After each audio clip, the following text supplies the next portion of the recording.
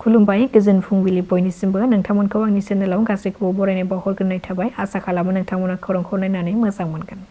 क'क्राझार जिल्लानि सिङाव थानाय गुबुन गुबुन ओनसोलफ्राव जिल्ला बेंगिरिनि गनायथि गैयाबालानो खान्थिनि बादगायै मेला जुवा खुंनाय बायदि गनाय खामानिफोरखौ होबथानो थाखाय क'क्राझार जिल्ला BSUआ जिल्ला बेंगिरिनिसिम गांसे गोसोखां बिलाइ गथायदों।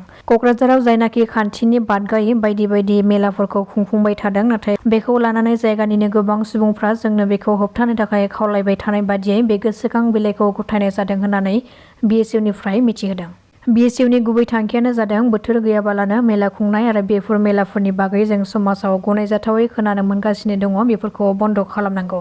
बोथोर बादियै खुंजानाय मेलाफोरखौ जों जेबो हेंथा होआखै, नाथाय बोथोर गैयाब्लानो जानाय लोंनाय मेला खुंनायनिफ्राय बिथांमोना जानगाराव थाथों।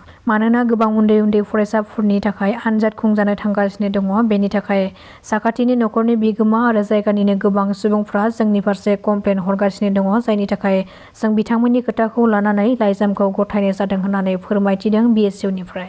हादोरनाङैनो बेसेन बारायबाय पेट्रल आरो डिजेलनि बेसेना। लिटारसेयाव 3 राङै बांदों पेट्रल आरो डिजेलनि बेसेना। गुवाहाटीआव पेट्रलनि बेसेना लिटारसेयाव 101.26 रां जाबाय आरो डिजेलनि बेसेना लिटारसेयाव 92.55 रांसिम सहैबाय। गुबैयै पेट्रल आरो डिजेलनि बेसेन बांनायनि जाहोनाव गेजेर थाखो, गाहाय गेजेर थाखोनि आरो गोरिब सुबुंफोरनि गेजेराव गुलाय-गुजाय थासारि सोमजिहोदों।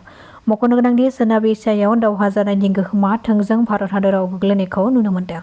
सासे उन्दै हिनजावसाखौ जिनाहारि खालामनायनि दायाव महर आली मुंनि सासे लम्पट सुबुंखौ बिजिरसालिया गोख्रों साजा फोसावबाय। फोसावनाय बादिब्ला महर आलीखौ पक्स' आयेननि गेजेरजों 20 बोसोरनि जोबथेसालिनि साजा फोसावनायजों लोगोसे 20,000 रां जुरिमानाबो फोसावदों।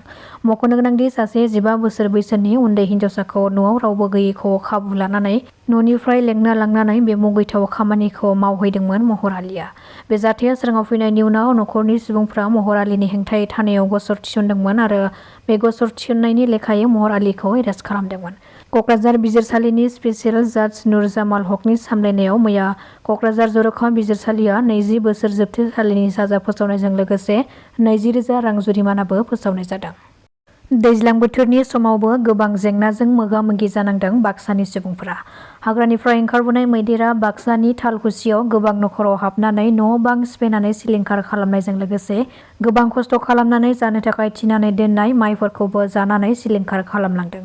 गोबां अखा हानायनि गेजेरावबो गामियाव हाबफैनानै सानफ्रोमबो मोनानि 8 रिंगासोआव फैनानै उदखार खालामफैदों, जायनि जाहोनाव मैदेरखौ गिनानै हरावबो मोजाङै उन्दुनो हायाखै। गोबां सान सिगांनिफ्रायनो हाग्रानि मैदेरा बे जायगायाव फैनानै उदखार खालामफैयो, जायनि जाहोनाव बे ओनसोलनि गासैबो सुबुंफ्रानो माइनि आबाद मावनो हाया, मैदेरानो गासिबो जालांजोबदों। जायखौ लानानै ओनसोलनि सुबुंफ्रा गोबां दुखुआव दङब्लाबो नाथाय सोरखारा बिनि सायाव जेबो रोखोमनि राहा लानायखौ नुनो मोननाय जायाखै होननानै फोरमायदों जायगानि सुबुंफोरा। BSUआवहाय मेम'रेन्डाम गथायफैदों 15 तारिख मे 2026। दिनै जोङो मेम'रेन्डामखौ गथायदों। बिनि मेन उद्देश्यआनो जाहैबाय जायनाखि आनअकेसनेलि जायनाखि मेला जागासिनो जोंनि क'क्राझार डिस्ट्रिक्ट हिसाबैहाय बहुत जायगायावहाय जायनाखि खाथिनि गार्जेनफ्राहाय कमप्लेन हरगासिनो।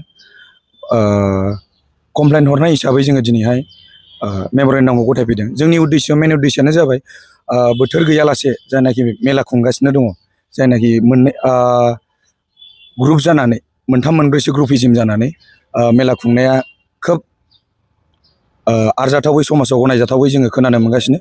जायनि थाखाय मेला बे जायनाखि आनअकेसनेलि मेला खुंनाय बेफोरनिफ्राय जायनाखि बिथांमोना जानगाराव थाथों। जोङो बोथोरारि मेला जानायखौ जों बादा होआखै। हयथ' नोंगौ दुर्गा फुजा, कालि फुजा, लोखि फुजा जायो, बे बोथोराव जानाया मेलाया जों बेखौ बादा होआखै। जायनाखि बोथोर गैयालासिनो जायनाखि मेला जागासिनो बेनिफ्राय बिथांमोना गोजानाव थाथों।